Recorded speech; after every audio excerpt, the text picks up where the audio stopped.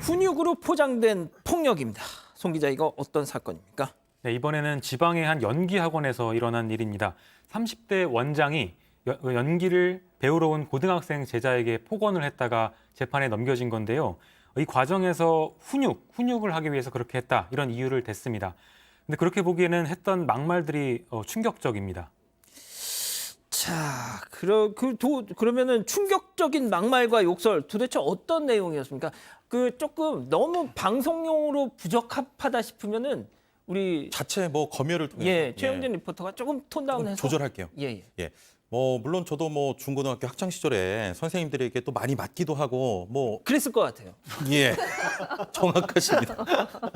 뭐 아무튼 뭐 혼도 많이 나고 있는데 지금 전해드릴 내용이 뭐랄까요, 귀를 좀 의심해야 된다고 할까요? 정말 심합니다.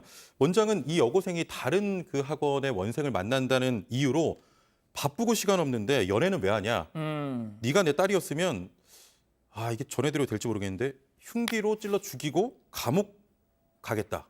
뭐 이런 말도 했고요.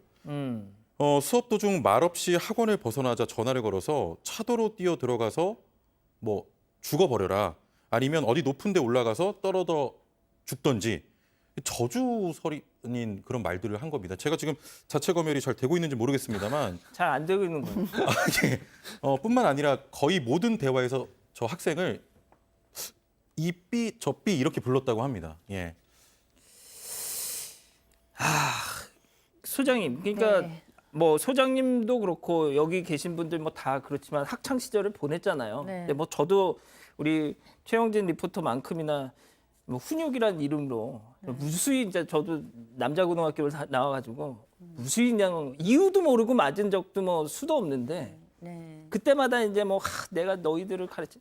아유 진짜 네?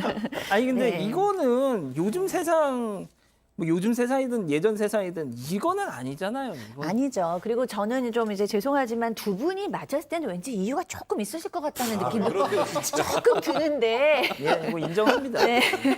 오늘 이 여학생은 정말 이유가 없습니다. 왜냐하면은 전혀 잘못이 없는 상태에서 이거는 이 사람을 좀 교사라는 이름으로 불러야 될지 잘 모르겠는데 이유가 전혀 없이 본인이 제가 봤을 때는 좀 정상이 아니에요. 이런 걸 학생한테 할 수 있다는 거는 이거는 뭐 험담도 아니고 비난도 아니고 훈육은 당연히 아니고요. 이 정도가 되면 정상적인 사람이 아닌데 하필이면 직업을 지금 학원 선생을 하고 있는 거죠. 학생에게 이런 식으로 죽어라, 그것도 당장 차로 뛰어들어가서 죽어라. 이런 얘기를 어떻게 합니까?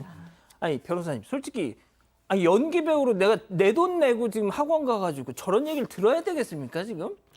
그럴 수 있는 사람은 아무도 없죠. 네. 진짜 무슨 행동을 했던지 간에 그러니까 더군다나 학생과 어찌됐든지 간에 선생님이라는 그런 타이틀을 가지고 있는 그런 사람이지 않습니까? 스승과 제자 사이에 있을 수 없는 얘기고 더 충격적인 거는 저 얘기를 대부분 다른 원생들하고 같이 있는 자리에서 했다는 와, 거예요. 그게 가장 그게 진짜 진짜 저도 지금 두 분이 맞았다는 얘기 들으면서 옛날에 내가 겪었던 일들을 떠올리고 있는데 제일 싫었던 때가 다른 아이들 보는 데서 맞습니다. 뭔가 좋지 않은 얘기를 하면 그러니까. 그게 제게 상처가 되잖아요. 맞아요. 오죽했으면 울었다라는 거예요, 수업 중에. 근데 울었는데 그 우는 걸 보고 야 저거 보고 믿지 마. 제 악어의 눈물 흘리는 거야. 이렇게 얘기를 해버리면요. 이거는 정말 인격살인이에요, 진짜. 소장님, 이건 진짜 네. 선생이 아니라 왼수네요 이거는. 그렇죠. 정말 상처를 준 어떻게 보면은 뭐 때리거나 흉기로 찌르진 않지만 마음으로는 찔렸죠. 어떻게 보면은 뭐 가해자라고 얘기해도 저는 뭐 다를 바 없다라고 생각이 들고 여고생입니다. 여고생. 우리가 예전부터 뭐 여고생들 뭐 낙엽만 떨어져도 깔깔깔 웃는다 그러는데 요즘은 이들이 많이 성숙하다고는 하지만 여전히 10대 여자애들은 그럼요. 감수성이 풍부하고 남들이 나를 어떻게 볼 것인가 하는 그것에 굉장히 예민한데 친구들 앞에서 이런 식으로 잘못도 없이 욕을 받았으면 그 수치심이나 좌절감이나 분노는 굉장히 쌓여 있겠죠.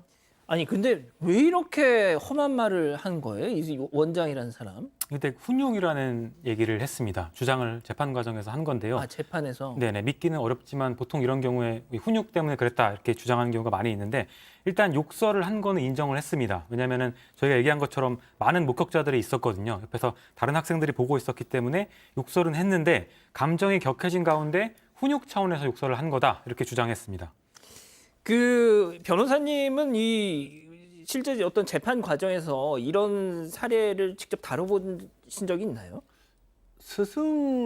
교사와 제자 사이에서 이런 경우를 본 적은 없고요. 근데 이게 훈육이라는 말에 대한 변명이 될 수가 없는 게 아까 이제 제가 감정적으로 다른 사람들 보는 자리에서 그랬으니 더 인격을 해친 것이다라는 표현을 썼는데 법적으로도요.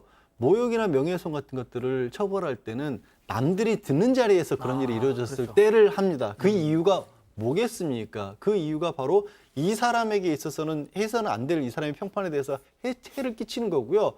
저도 어렸을 때 계속 혼났던 일을 머릿속에 되감고 있는데 선생님 중에 한 분이 그렇게 좀 야단을 심하게 칠 때도 꼭 교무실로 따로 불러서 아이고. 하셨던 선생님이 생각이 나요. 그러니까 그게 사실 스승과 제자 사이에서 조금 과한 말이 나오더라도 다른 학생들이 있는 자리에서는 하지 않는 게 그렇죠. 최소한의 예의 아니었을까요? 그럼요. 이건 훈육이 아니죠. 예.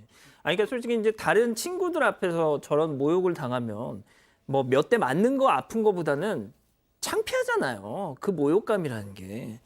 자, 그래서 그 재판부 판단이 어떻게 나왔습니까? 네, 재판부의 판단은 학원 수강생인 학생이 다른 학생이 지켜보는 가운데 이런 수의 욕설과 폭언을 한 것은 죄질이 좋지 않다고 판단을 했고요. 징역 4개월에 집행유예 1년을 선고했고 20시간의 아동학대 재범 예방 강의 수강 명령을 내렸습니다. 자, 일단 이 사건이 불거지면서 학원 운영은 중단됐다고 합니다만, 뭘까요? 재범 예방 강의 수강 명령이 나왔다는데, 이거 지금 우리 가족 여러분들 입장에서는 이거 좀 뭐 동의를 못 하시는 분들도 계시네요. 뭐 약하다라고 생각하시는 분들도 있겠지만 그래도 이제 법원으로서는 이런 부분까지 신경을 쓴 것이고 법무부의 교정당국에서도 최근에는 모든 종류의 범죄에 있어서 이런 수강명령이나 이런 것들을 통해서 조금이라도 나아질 수 있는 기회를 주는 거거든요, 사실. 그러니까 이 사람은 그렇게 생각해야 돼요. 내가 이걸 억지로 듣는 게 아니라 나에게 주어진 마지막 기회다. 이거 제대로 들어서 내가 달라질 수 있다라면 앞으로 사회생활을 다시 할 수 있는 거고 아니면 또 다른 일로 뭔가 또 이런 처벌을 받을 수도 있다. 이렇게 생각을 했으면 좋겠습니다. 알겠습니다. 자, 오늘 인물 이렇게 정리하고요.